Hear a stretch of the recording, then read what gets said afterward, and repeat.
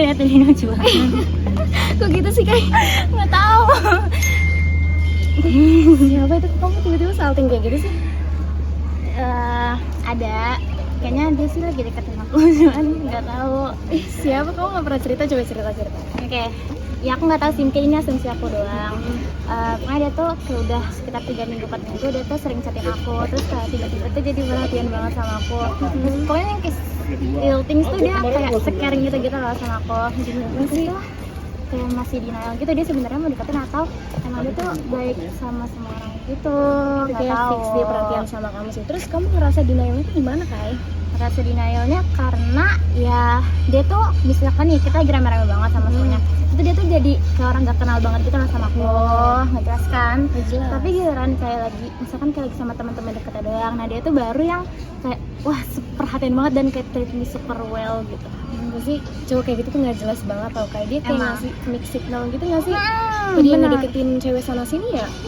Aduh kalau kayak gitu nggak tahu ya, karena kan baru deket 3-4 minggu. Iya sih. BTW ngomong-ngomong soal PDKT nih ya, kamu tau nggak sih kalau ada teori yang cocok banget nih sama kasus PDKT kayak kamu gini? Masa sampai ada teorinya gitu sih? Iya PDKT? bener nih, kamu mending nonton ini deh.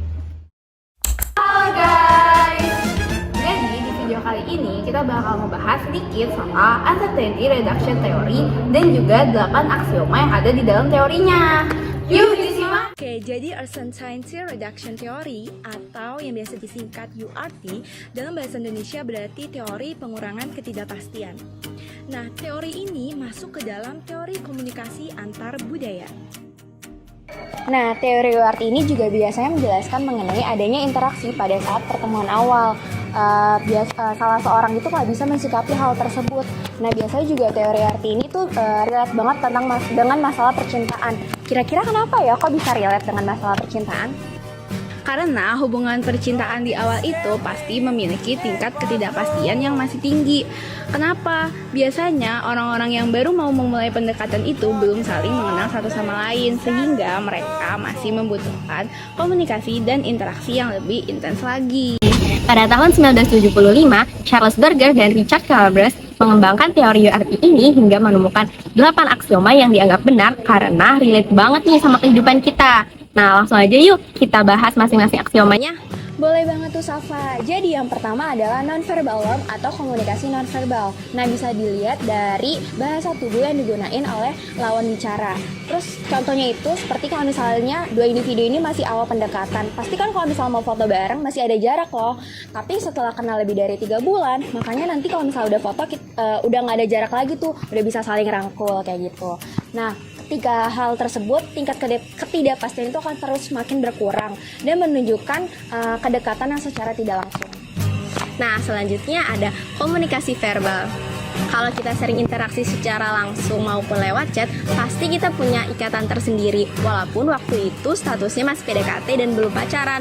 Nah, kebanyakan orang yang ada di fase PDKT ini menganggap lawan bicaranya sebagai HTS-an karena tingkat ketidakpastiannya sudah menurun. Nah, yang ketiga itu ada reciprocity atau kalau dalam bahasa Indonesia artinya timbal balik. Untuk timbal balik ini harus dilakukan oleh salah satu pihak terlebih dahulu. Misalkan dari pihak laki-laki, dia itu nunjukin kalau misalkan dia care atau perhatian ke si perempuan ini. Nah, perempuan ini yang merasa diperhatiin sama si laki-laki pasti nggak akan ragu juga buat nunjukin perhatiannya balik. Nah, timbal balik ini harus sering dilakukan karena jika timbal balik ini dilakukan terus-menerus, tingkat ketidakpastiannya pasti akan menurun. Lanjut yang keempat yaitu similarity. Ternyata semakin banyak kesamaan yang ada bikin tiap individu ngerasa semakin dekat dan memiliki chemistry tersendiri di hubungan romantis mereka. Nah, contoh kesamaannya bisa seperti selera makan yang sama maupun selera musik yang sama.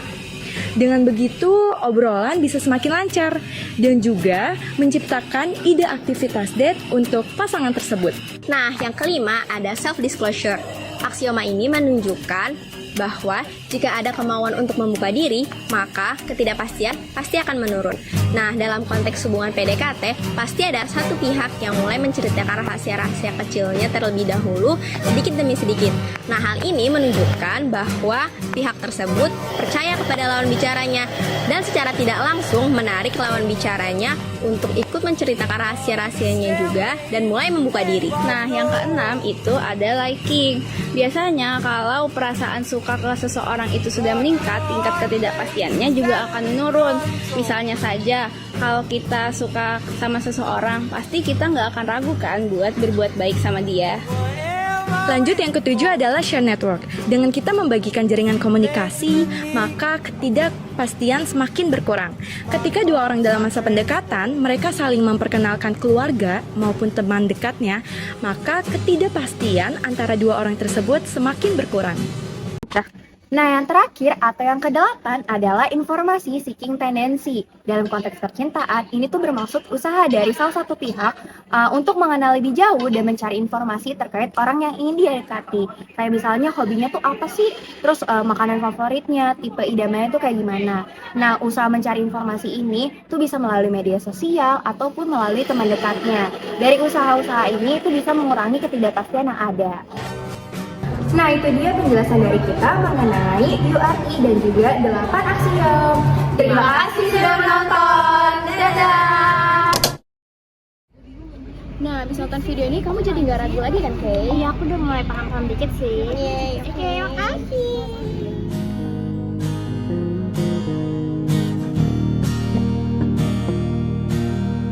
Suara motor itu semakin mendekat. Kamu abaikan sapanya. Dia berupaya mencari senyummu dengan rayuannya